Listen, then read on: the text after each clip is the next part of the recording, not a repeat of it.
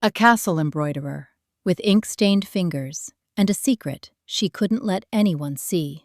He was everything.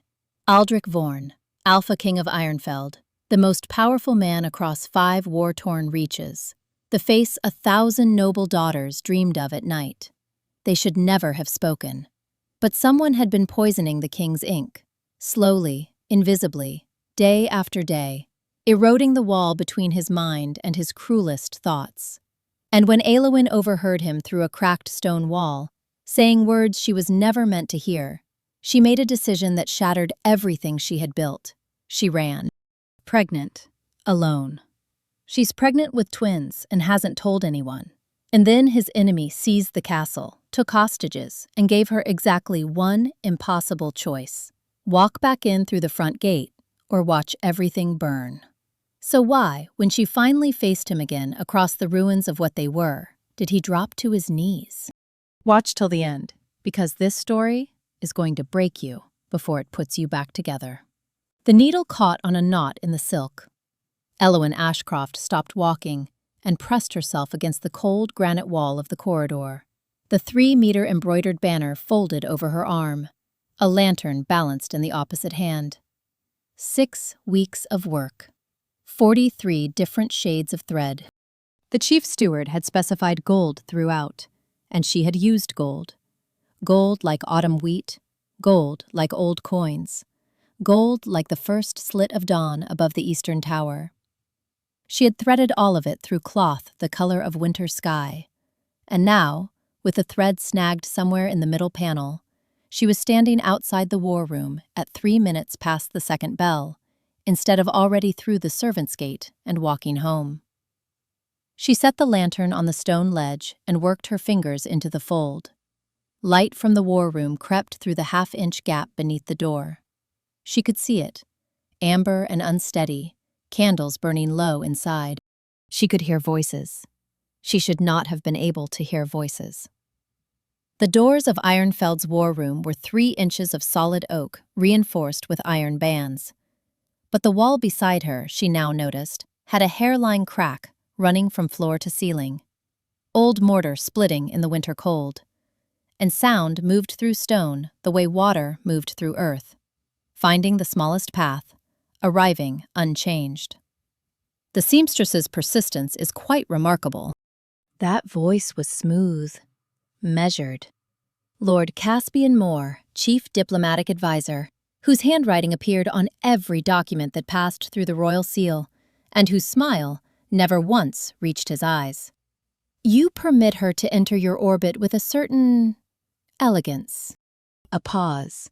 Then the second voice, lower, rougher, the kind of voice that carried across battle formations. She is useful. 3 words. Elowen's needle found the knot and slipped free. Useful. Caspian let the words sit in the air between them. Warm. Accommodating. The kind of woman who believes that a few nights are sufficient to secure a position at court. She knows what she is. The king's voice did not change in register. It simply stated, flat and factual as a ledger entry.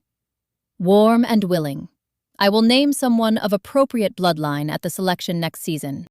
Whether she understands that or not is not my concern. Caspian laughed. It was not a cruel laugh. That was the terrible thing. It was the laugh of a man hearing something he had always known confirmed. The laugh of certainty.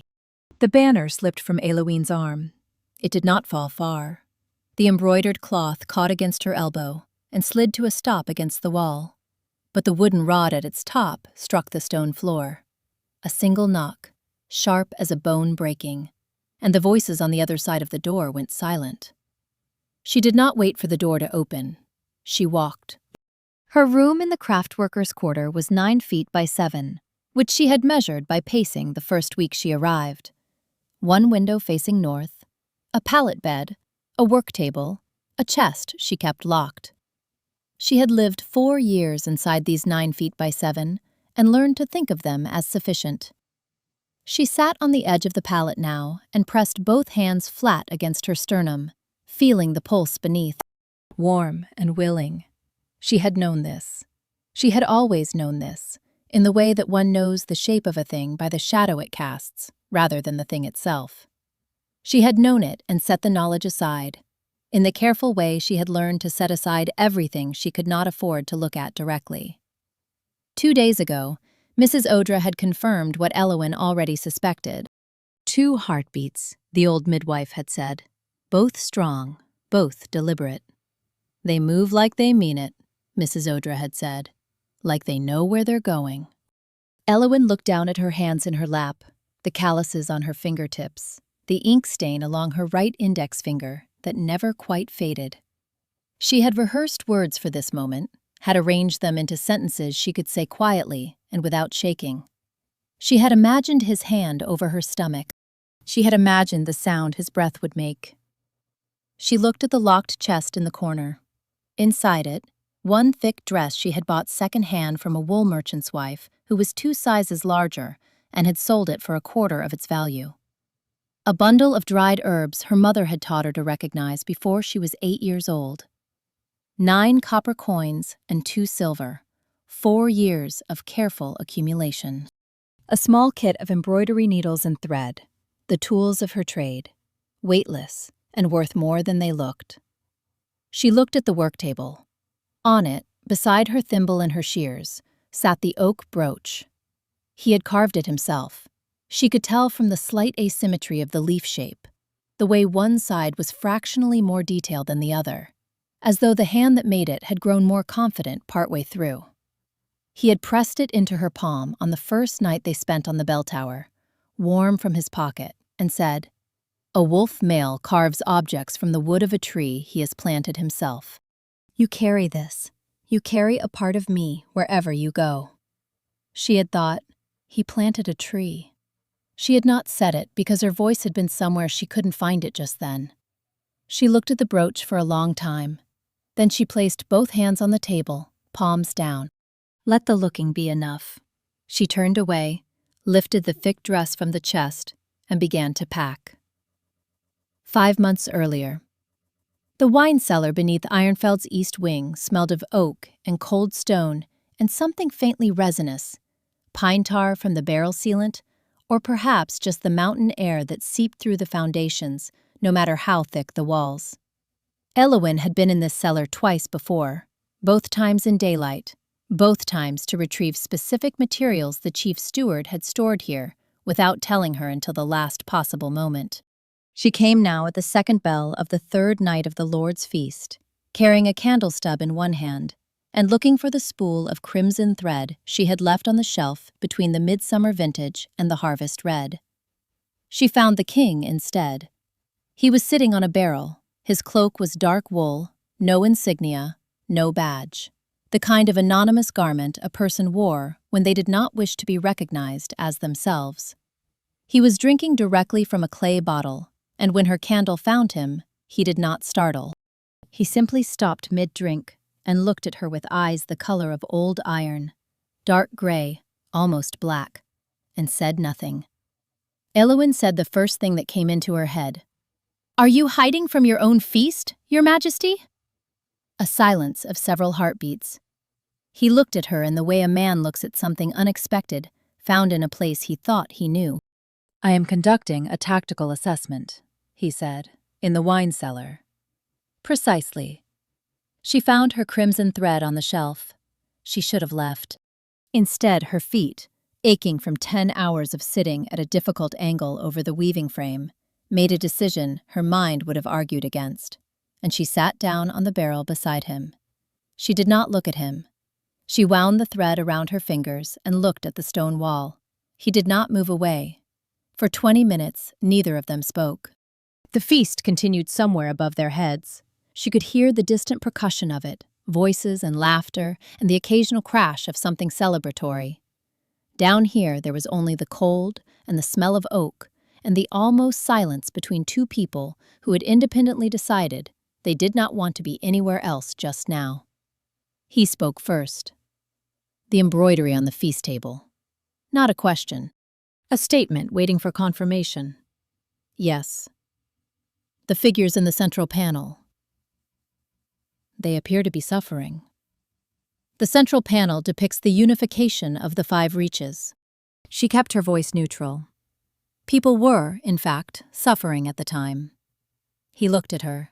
She became aware of him looking at her the way one becomes aware of a change in light, gradually, and then all at once. She looked back, which was the mistake. Not because his face was frightening, because it was not. Because under the bad lighting in a wine cellar, wearing an anonymous cloak and holding a clay bottle, Aldric Vorne looked like exactly what he was beneath all the rest of it. A man who was very tired and did not know how to say so. Handsome was insufficient.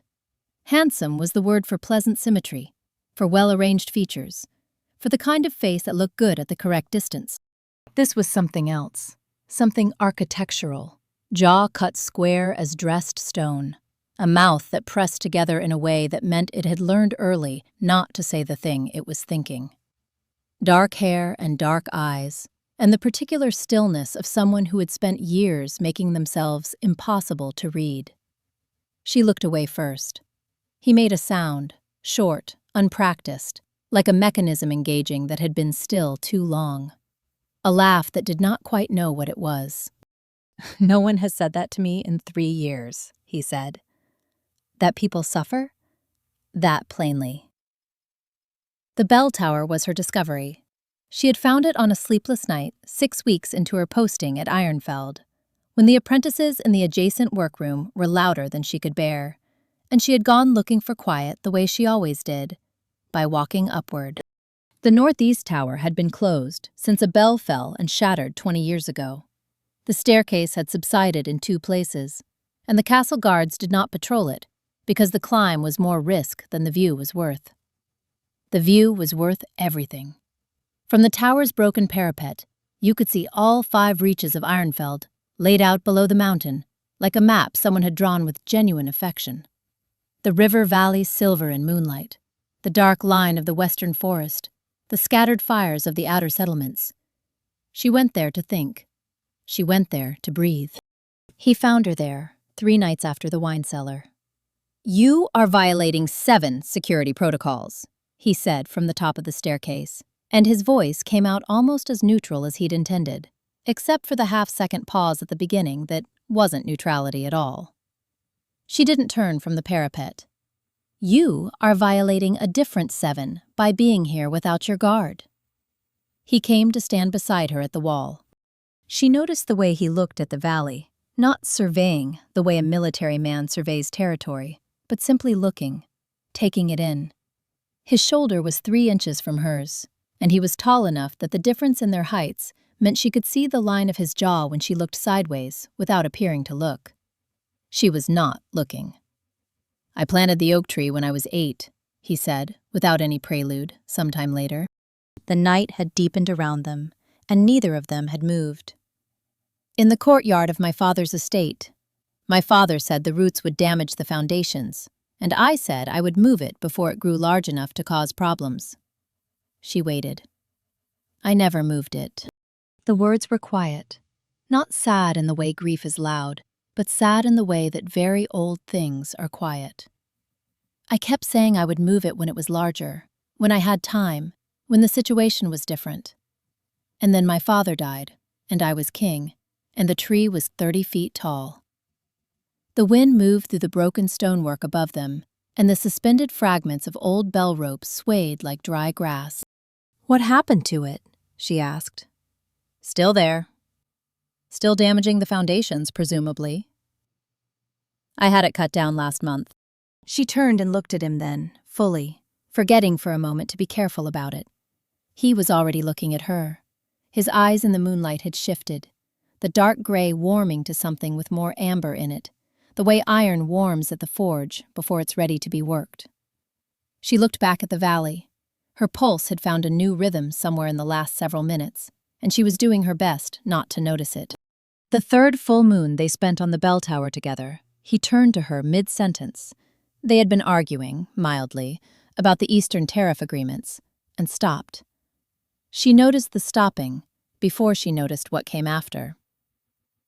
"My wolf chose you," he said. His voice was lower and more deliberate than usual. It chose you the night in the wine cellar. I am asking the human part of you. Do you choose me? The bell rope fragment swayed. She thought of 17 reasons to say no. She thought of her mother's warning. You cannot let anyone see it, not anyone. And the fire she had kept banked for 9 years. She thought of the fact that he was a king and she was a threadworker's daughter from a western village no one had heard of, and that nothing about this was sensible or safe or anything her mother would have sanctioned. She said yes. The wind came down off the mountains and moved through the broken tower like something had been waiting for permission. He produced the brooch from his inner pocket, as if he had been carrying it there all evening, which she suspected he had.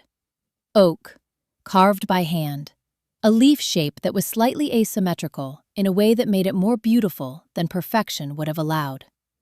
No gold or silver, he said. I made it myself. A wolf male carves from the wood of a tree he has planted. I planted the oak when I was 8.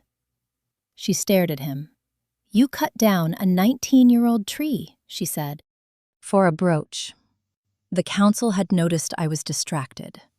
His tone was careful in the way of someone being honest and aware that honesty is, in certain circumstances, its own kind of vulnerability.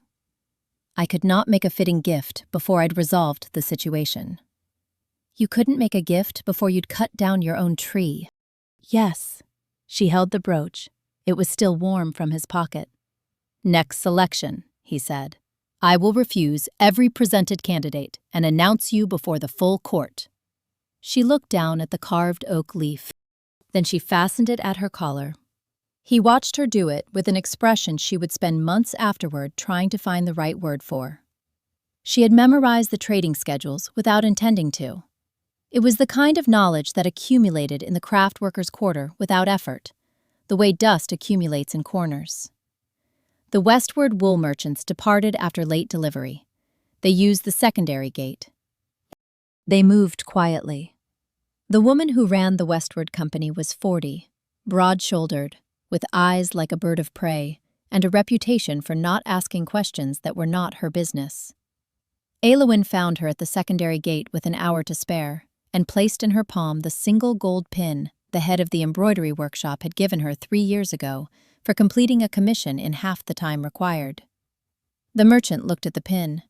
Then she looked at Elowen, the slightly rounded belly that she hadn't managed to hide completely under the heavy wool, the set of her jaw that said, I have made this decision, and nodded once, without speaking.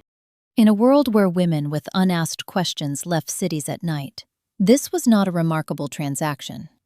Elowen climbed into the wagon between 2 rolls of undyed linen and did not look back through the canvas. She looked back anyway. The northeast tower was invisible from this angle. She knew where it was from the positioning of the other towers, from 4 months of navigating the castle's internal geography, from a particular angle of staircase that she had climbed in darkness often enough that her feet knew it without her. She looked at the dark sky above the roofline and pressed 2 fingers to the brooch at her collar. Then she took it off, set it in her pack, pulled the canvas closed. 12 days. The merchant company went 5. Then she continued alone. The weight she was carrying changed how everything felt. Not pain, not yet, but a different kind of tiredness. A tiredness that came from the inside rather than the outside. She slept in a barn on day 6 and woke to find her hands had been doing something in her sleep. The right hand pressed flat over the left, as if she had been holding something in place. On the 8th night, sheltering beneath a waystone pavilion at a crossroads, she looked down at her palm in the near dark and saw the fire. It was small. It had always been small when she let herself see it. A low flame, amber-colored, the warmth of it spreading through her fingers like blood returning to a cold hand. She had learned at 13 to press it flat, to push it down, to feel the pressure of it building and redirect it into the work she did with thread and needle, where precision and patience and control were qualities that looked like skill rather than suppression. She did not push it down tonight. She looked at it, this thing her mother had called the fire from my mother's line, which her mother called the same, which goes further back than names, and let it sit in her palm. "All right," she said, quietly, to no one and both of them. "I know you're there. I haven't forgotten." The flame guttered in the cold wind and stayed lit. On the 10th night, the bonding mark on her neck went hot, a sudden bloom of heat that radiated from the scar tissue and spread down her spine. She pressed her hand against it without thinking, and in the half-second before she pulled herself back, she felt it. The underside of his emotional state, compressed and illegible, arriving through the channel the way sound arrives through a wall, distorted but unmistakable.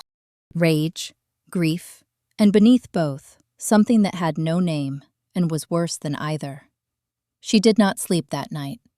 Asheville's market smelled of lanolin and fresh-cut wood and the particular sweetness of dyestuffs left to steep, weld and wode and matter in ceramic pots, the whole street behind the weaving district perfumed with it. She had chosen Asheville the way she chose thread, deliberately, with specific criteria.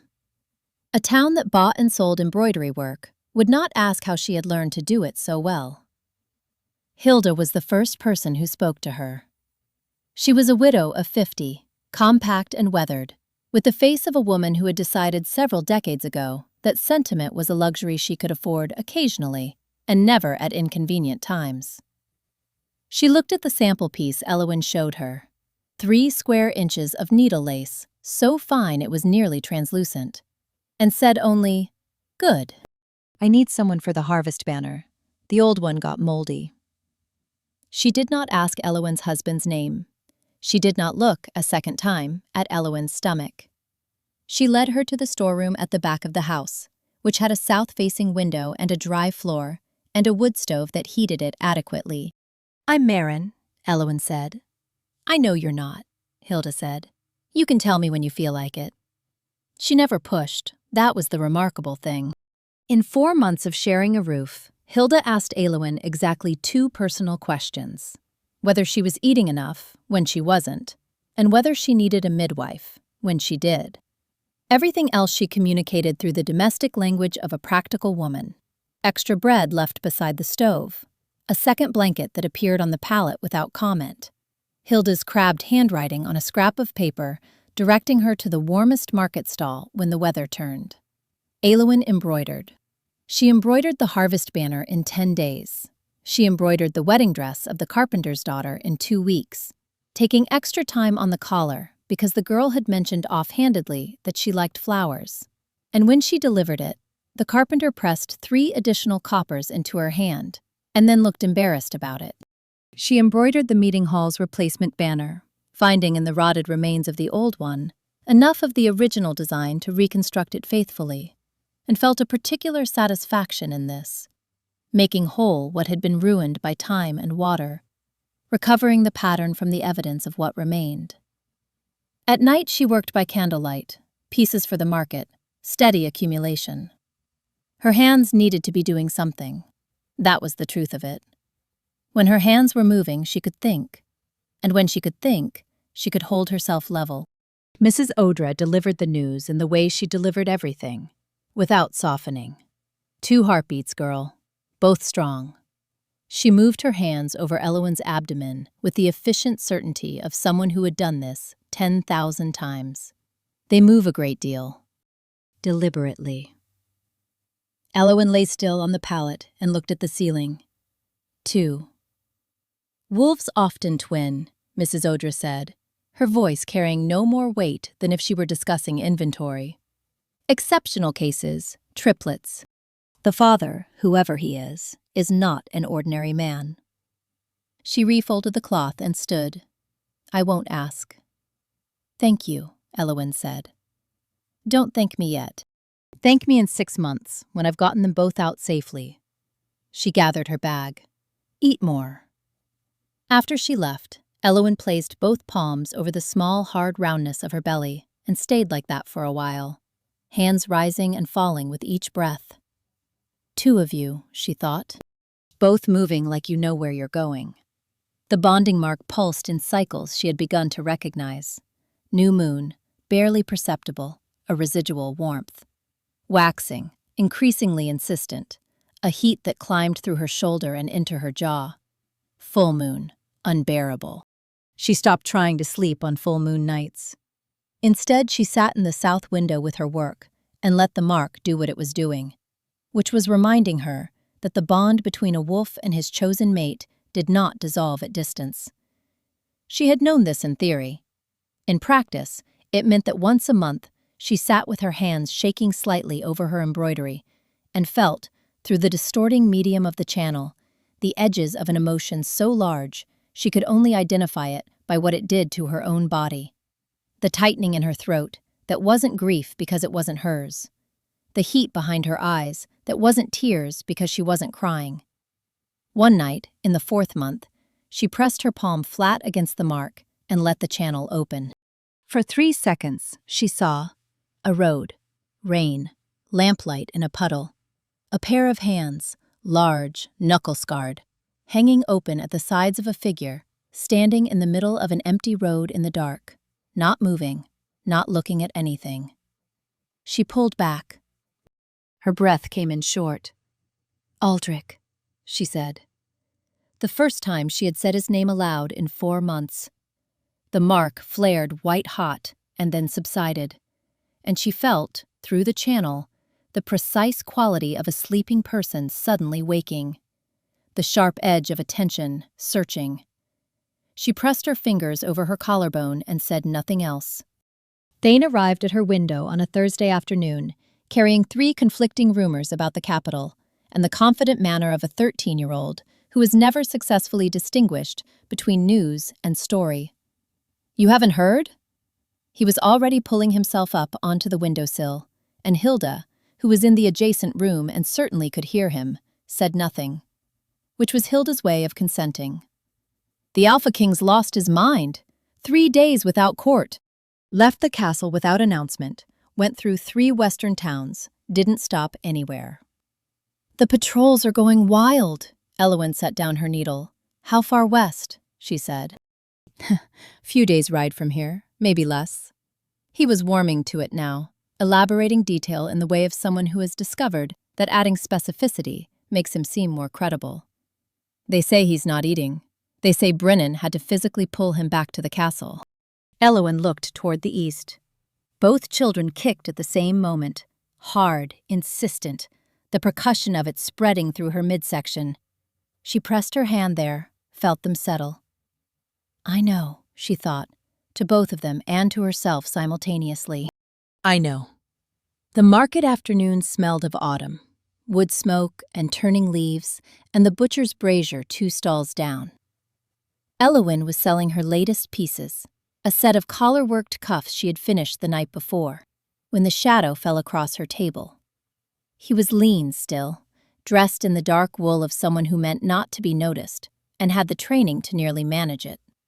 His eyes moved across her table, across the collarwork, and stopped at her neck. "Marin?" Not a question. "I am Brennan, second fang of Alpha King Aldric Vorne. I have been looking for you for 4 months and 11 days. She did not put down the scissors in her hand. "You have the wrong person," she said. "The bonding scar at your collar says otherwise." He lowered his voice and his eyes did not blink. "You don't have much time. I reached you first, but there are others coming, and they were not sent to bring you home." Hilda's kitchen table. Tea she hadn't asked for, but that was there.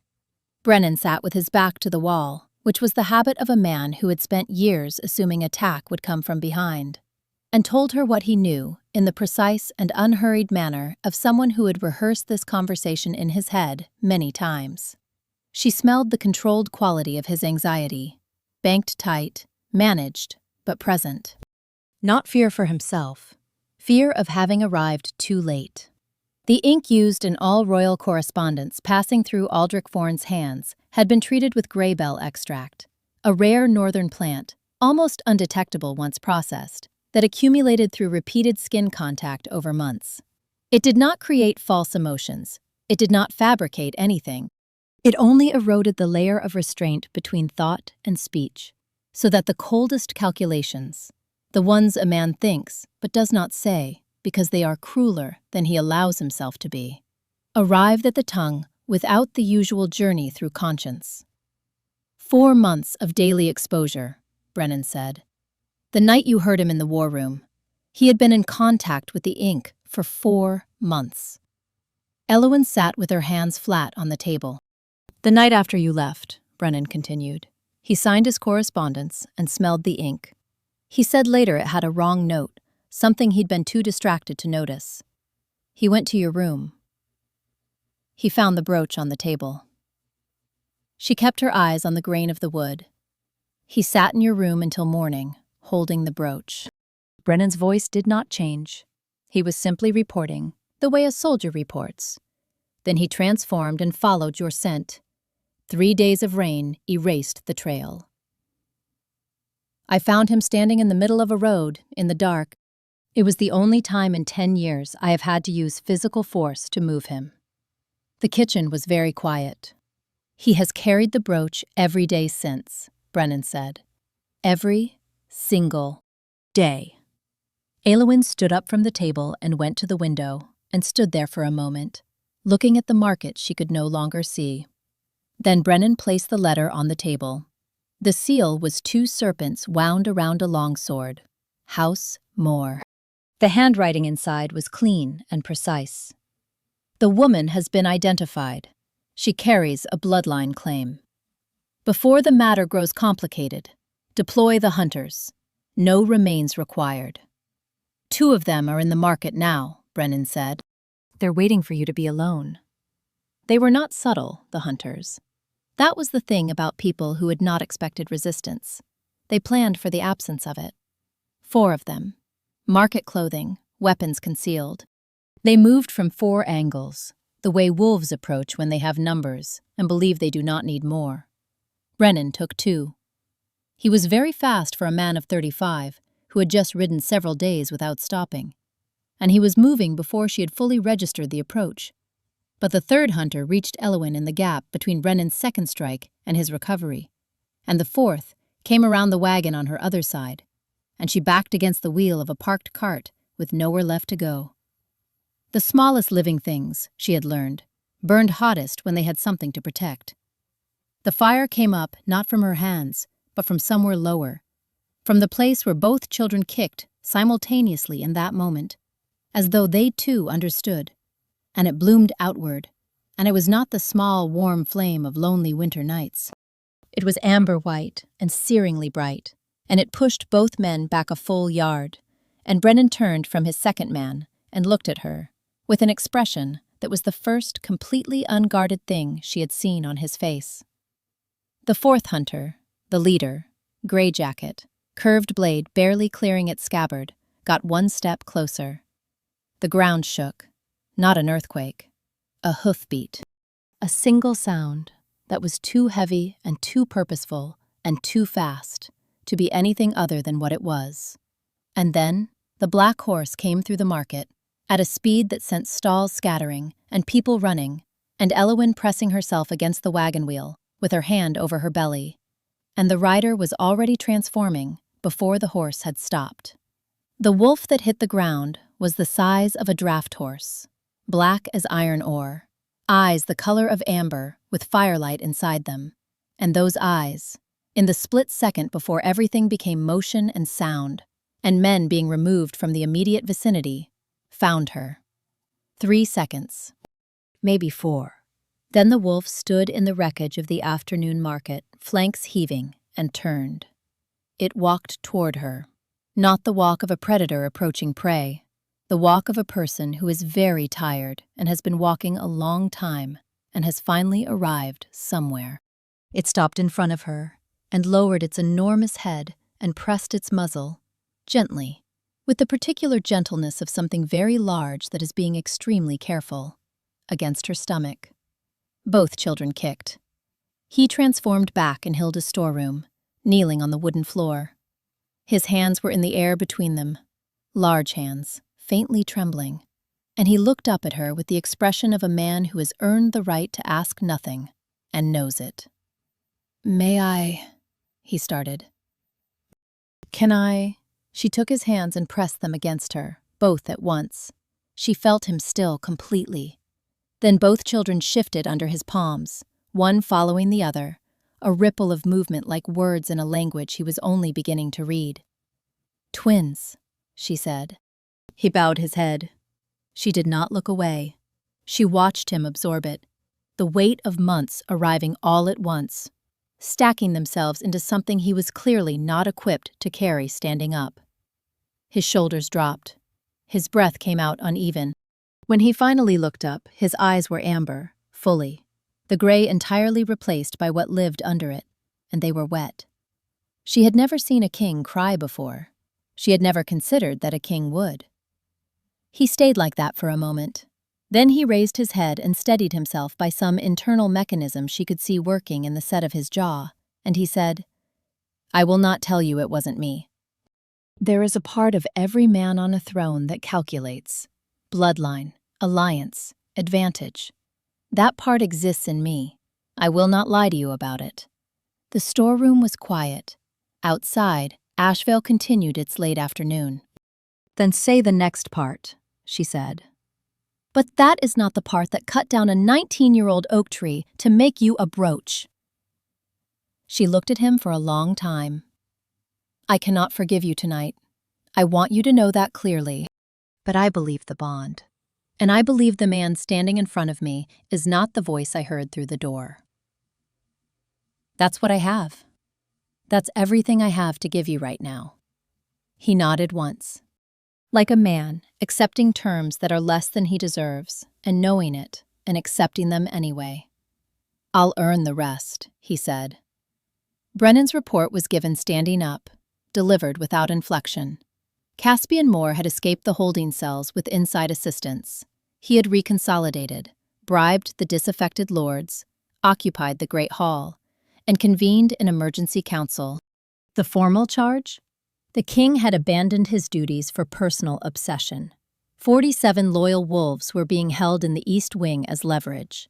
Hilda was among them. She had been in the capital selling cloth when the occupation began. The final element, Lady Isolde of the Southern Reach, had been brought for a forced selection ceremony, to be completed before sunset the following day.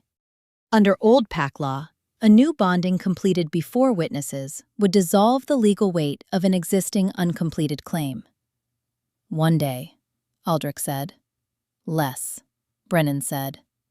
Aldric was already standing. "We breached the front gates. Enough force, fast enough, and 47 wolves die before you cross the inner courtyard." Elowen did not raise her voice. She watched both men turn toward her. "Caspian needs legitimacy. He's a politician, not a butcher.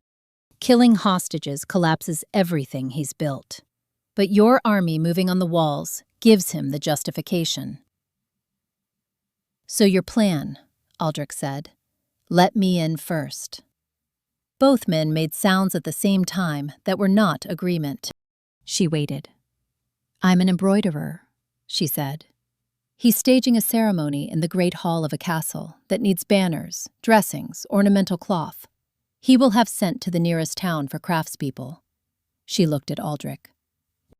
"You know the signal we used, on the bell tower, the oak leaf pattern, left-hand corner. The back of the main banner. If I can hang it, you'll see it from the outer wall. That's your entry window." He looked at her the way he had looked at her in the wine cellar that first night, as though he had found something in a place he hadn't expected to find anything, and was recalibrating. "If anything happens to you in there, you'll feel it immediately." She met his eyes. "And then you'll come in." The secondary gate at dawn. Gray light, a cold mist coming off the mountains. Elowen, embroiderer's apron, heavy wool cloak, her work bag over one shoulder, and a forged requisition bearing a copied steward's seal, approached the gatehouse. The guards looked at her stomach, then at the document, then at each other. They let her in. Inside, she worked. She was good at this. The surface calm that needlework requires. The way the hands can be doing one thing while the mind does another. She moved through the great hall's preparation with the unremarkable purposefulness of a craftsperson doing her job. And while she attached border decorations to the secondary banners, she catalogued everything. Where the 47 were being held, East Wing corridor, 2-door configuration. Where the guards rotated, the gap at the third bell, the angle of the main door from the back wall. The primary banner was 8 feet of crimson silk, already raised on its pole but not yet fully secured. She asked to check the hemming. Loose lower border, she said, she could see it from here. And they let her work. 4 hours.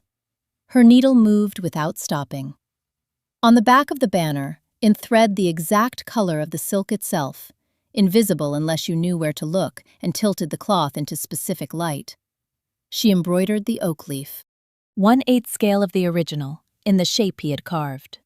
She pressed the hidden face flat and stood. He was there when she turned. Caspian Morre had the quality of a man who has never once doubted himself, which she had always found was the most dangerous kind. He was dressed for a ceremony, gray wool trimmed with silver, and he looked at her with the mild surprise of a strategist encountering a piece he had not placed on the board. "Remarkable," he said. "The seamstress." "Embroiderer." She did not move. Seamstresses take directions. Embroiderers choose what to put in the cloth. His eyes tracked down to her rounded belly with the assessment of a man computing the implications. "You came here voluntarily, into a contested hall. With that," he gestured slightly. "To what end? To rescue people who hold no particular value to you?" "Hilda let me sleep in her storeroom for 4 months without asking me a single question about where I came from." She held his gaze. "That has value. You cannot stop me yourself." "I know." She placed her right hand flat over her stomach, deliberately, where the hall could see it. Lady Isolde at the side table, the 47 in the corridor, the assembled lords at their benches. "I didn't come to stop you. I came so you could see the thing that will." Ren Morre was 24, which was old enough to know better, and he moved like someone who had never encountered a consequence that stuck. His hand went to his sword with the easy confidence of a man who had always been allowed to finish what he started. The bonding mark exploded. Not the slow warmth of the channel in manageable doses. This was the full, opened connection. Aldric's fury arriving without translation, without the distortion of distance, raw and enormous and incandescent. And Elowen's own fire met it the way kindling meets a held flame, immediately and completely. The gold in her palm went amber. Not the healing amber of the fire she had learned to suppress. The amber of Aldric's eyes when the wolf was fully present. Ancient, pack deep. The color that all Vorne alphas carried in their blood, back past the point where memory reached. Ren Morre stopped walking. He looked down at his feet as though they had become an interesting problem he had not noticed before.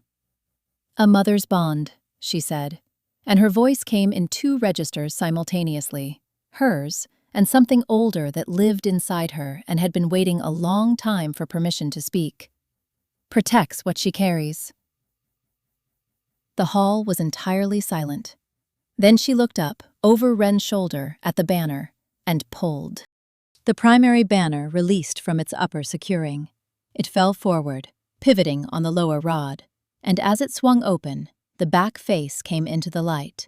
And in the angle of the morning sun through the east windows, 8 feet of crimson silk showed a single oak leaf, embroidered in thread 1 shade different from the silk itself, and visible now only because the light had found it. From outside the walls, at the right angle, with the right eyes, it would be unmistakable. The howl that answered it rattled the window casements. The gate came down. Not in the chaotic way of an assault, not the crash of a battering ram or the break of a charge. It came down with the precision of someone who had been watching a specific window and had been ready, completely ready, for 4 months and 11 days. Most of Caspian's soldiers set down their weapons before the second wolf crossed the threshold. The calculation was visible on their faces. They had been paid for a manageable political maneuver, not for standing between an alpha in full bonding fury and the woman carrying his children. Ren, in the single moment of clarity that desperation occasionally produces, turned from the doorway toward Hilda. Elowen was faster. She caught his sword wrist with her left hand and let the amber fire run through the contact point, not to burn, but to close, every nerve in his arm locking simultaneously. He screamed in a high, undignified register. The sword fell. She released him. He hit the wall on the way down and stayed there. "Someone should have taught you," she said to him, and she was aware she was more breathless than the situation strictly required. Not to point a weapon at a pregnant woman. From the corridor entrance, Hilda looked at her with the expression of someone who has survived an attempted kidnapping and arrived at the assessment that this particular young woman is several varieties of insane, and she is not sure how she feels about it. "I told you to hide," Hilda said. "You did." Elowen exhaled. "I've finished running." Aldric crossed the hall in the last of the chaos, and the chaos parted for him the way weather parts for geography. He stopped 2 feet from Caspian Morre, who had not moved from the center of the room, who stood with his hands at his sides and his chin level, composed in the specific way of a man who has lost and intends to lose with the maximum irritating dignity. "You burn an order that took 1,000 years to build," Caspian said, "for a thread worker." "My wolf chose its mate." Aldric's voice was quiet, the way a large thing is quiet because it doesn't need volume. "And my mate walked into a hall full of people who wanted her dead, to rescue a woman who gave her a place to sleep." He paused. "That is not a woman below my rank. That is a woman at my level, not because of bloodline, but because of the substance of her." Caspian looked at him for a moment. Then he looked at the hall. Then, with enormous dignity, he sat down. They went up by candlelight, the staircase still sunken in 2 places, the walls still unrepaired.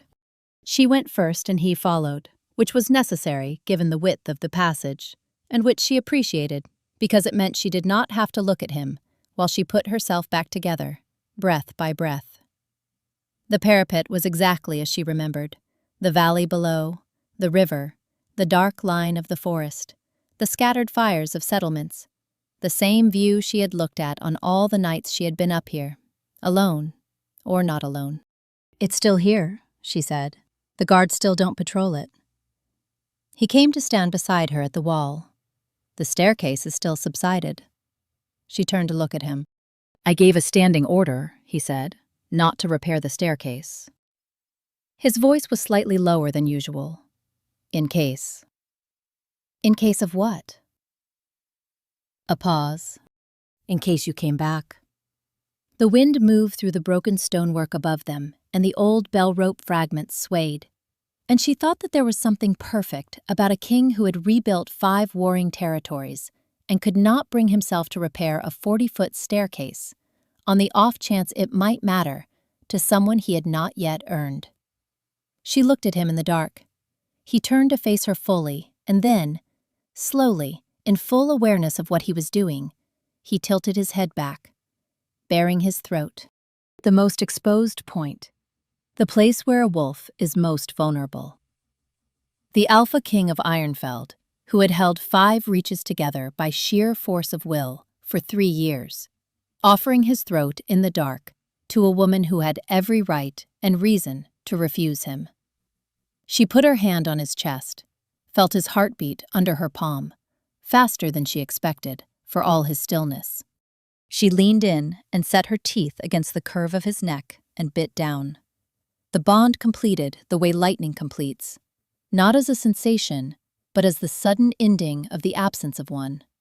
She felt herself through his eyes, not the woman the court saw, not the embroiderer, not the convenient body, the person who had sat on a barrel in a wine cellar and said that the figures in the feast tapestry were suffering because they had, in fact, been suffering. The person who had climbed a broken staircase in the dark to look at a valley.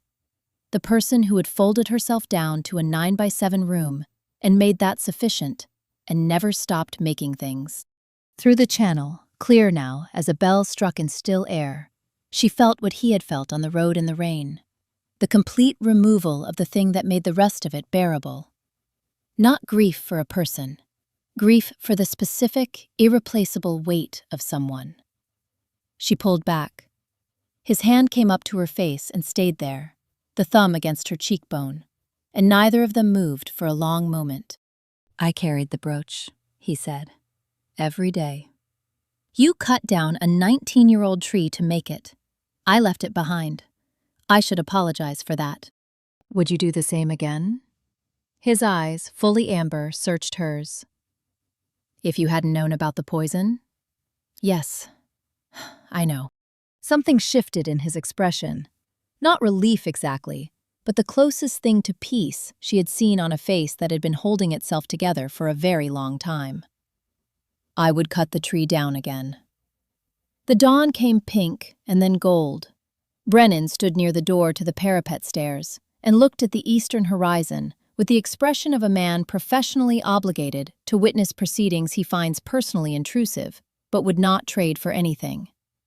Hilda stood at the parapet wall with her arms crossed, having absolutely refused to be escorted back to the castle proper, on the grounds that she had been kidnapped and held hostage, and she deserved to be present for at least one satisfying conclusion.